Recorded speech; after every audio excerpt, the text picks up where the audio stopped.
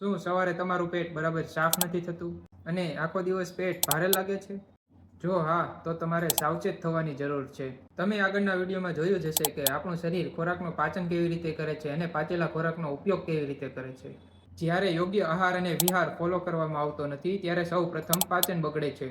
અને આ જ અપચાના કારણે શરીરમાં વાત, પિત્ત અને કફ આ ત્રણેય દોષો બગડે છે. આ કારણે જ આંતરડા સુકાય છે અને ખાધેલા ખોરાક શરીરમાં લાંબા સમય સુધી ફસાયેલો રહે છે.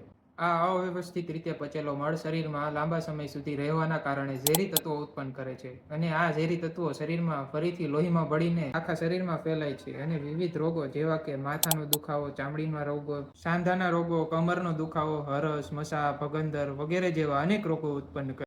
યાદ રાખો, જો રોજ રાત્રે પેટ સાફ કરવા માટે ચૂર્ણ લેવામાં આવે તો આંતરડાની મૂવમેન્ટ ઘટે છે અને પ્રોબ્લેમ સોલ્વ થવાની જગ્યાએ વધતી જાય છે અને ચૂર્ણની ટેવ પડે છે. આથી કોન્સ્ટિપેશન દૂર કરવા માટે દવા અને ઘરેલું નુસ્ખા સાથે યોગ્ય આહાર વિહાર ફોલો કરવો એ આનો સાચો ઉપાય છે.